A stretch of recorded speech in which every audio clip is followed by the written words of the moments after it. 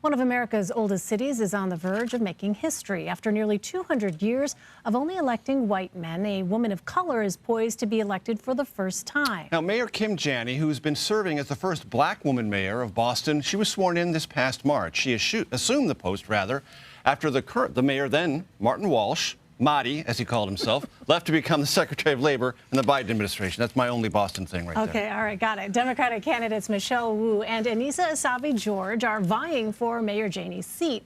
Both serve as city council members. Nancy Chen looks at why Boston may finally be ready to embrace change at the top. The birthplace of the American Revolution has led the way with a history of firsts, but in one of the only major U.S. cities yet to elect someone besides a white man as mayor, Boston politics is now having a revolution of its own. The two of us have been on different sides. City councilors Anissa Essaybi-George and Michelle Wu are facing off in the historic race.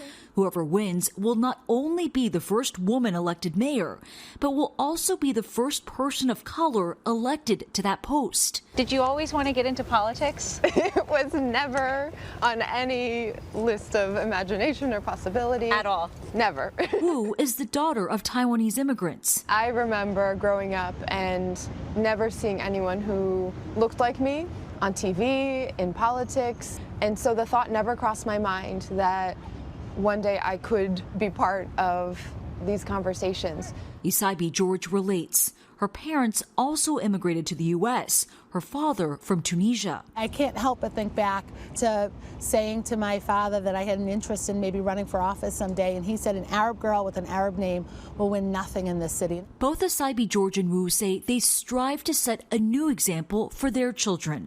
What are the biggest issues that Boston is facing right now? It is housing affordability, first and foremost. Wu was the first woman of color to serve as city council president. Wu had a pivotal moment in 2008 when her mother struggled with a mental health crisis. She went from being the person who held together so much of our family to not being able to care for herself, much less my younger sisters at home. And how did that impact you wanting to get into politics?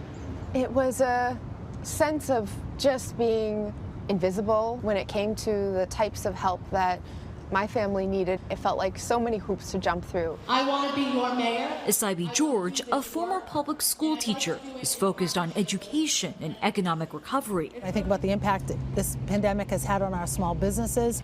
I, Kim Janey. This election comes just months after Boston's acting mayor, Kim Janey, was appointed, but only temporarily. Could you have even imagined this for Boston 15 years ago?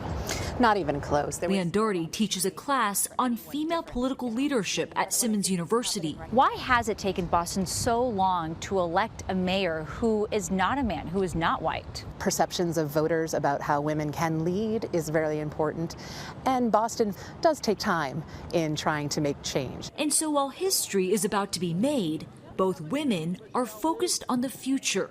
The race, they say, is about more than them. The first is only relevant if there's a second, third, fourth, and then the door is wide open for everyone. And there's a lot more change where this is coming from.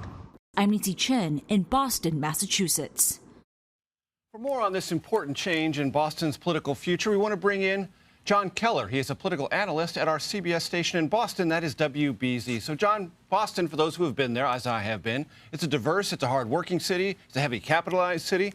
So why has it taken it so long for that city to get to this moment, now obviously freighted with demographic and political history? Well, first, thanks for having me, Major and Elaine. Good to be with you.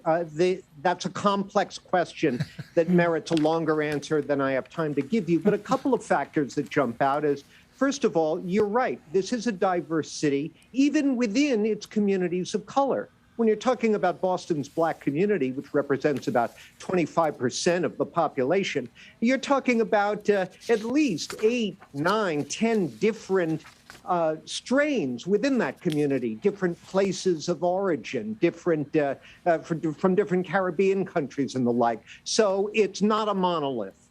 And also, over the years, recent mayors, Marty Walsh, you mentioned, before him, the late, great Tom Menino, who was mayor for 20 years, before him, Ray Flynn, and Kevin White before him. These were all mayors who reached out to communities of color and found support there. So it's not as if there's just been this block of minority votes waiting and not feeling represented. And that, I think, all fed into where we are today. You know, John, I was struck. I watched the debate that you moderated a couple of weeks ago, and it was an interesting tableau, to say the least, to watch what has not been typical in Boston politics. Those two candidates, two women of color on stage. Can you talk a bit about the sort of tone and tenor that we saw? Because it did sort of strike me as being perhaps different than what we might be used to seeing in Boston politics, but based on your experience.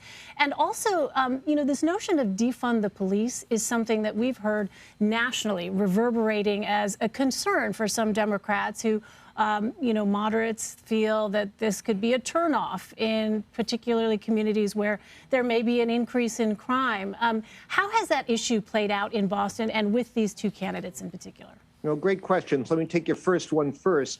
I'll be a little more blunt about it as someone who's moderated debates here for the better part of 25 years. Usually there's blood and teeth on the carpet within minutes of the debate. I didn't want to say that, but you can say that, sure.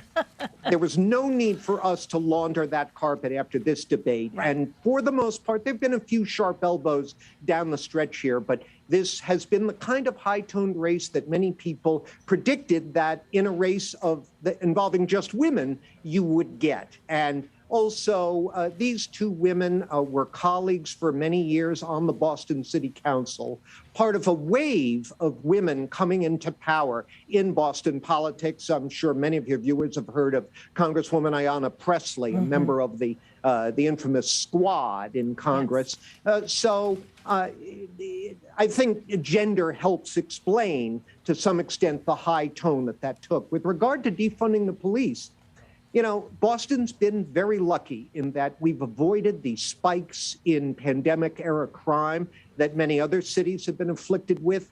And going back over the last 20 years or so, while it's not a relationship without its down moments, Boston police have done pretty well in this city in establishing relationships with the community and being held in high esteem by members of the community. You put those things together, and it's no wonder that defunding the police has really fallen off the charts, and crime is way down the list of issues that are important to Boston voters, by contrast with a number of other major cities that are voting tonight. John, as you might have noticed, because I know you keep an eye on Washington, congressional Democrats, there's been some friction between them. I think it's fair to say we don't have blood and teeth on the carpet yet, but it feels that way sometimes. How about in your neck of the woods? Has that schism developed itself? Is it playing out in this race? Well, you know the old saying about how organizing Democrats is like herding cats. You know how, if you're a cat owner, you know how hard that is. That's true of Massachusetts Democrats. It's a diverse and at times unruly bunch. But again, you know, I think that here in Boston, a tone has been set by previous mayors, white men. In Marty Walsh's case, Irish Catholic. In Tom Menino's case, Italian American. There's been a tone of at least trying to be conciliatory, to bring different factions together. If you don't win this one, moderate Bostonians or conservative Bostonians, you might be more satisfied with the next one. At least you feel heard. And that's a sense of political decorum that, while not inviolate, has prevailed here. So, you know, we have a nonpartisan election in the mayoralty here. And for all practical purposes, there is no Republican presence in the city. So, yeah, there are divisions on display, but they've been able to be kept within the realm of reason. Let's put it that way. All right. On that note, WBZ's Jon Keller. John, we're really grateful to have your insight. Thanks so much. We should point out that Boston mayoral candidate. Oh, I'm sorry. Forgive me, John. We should point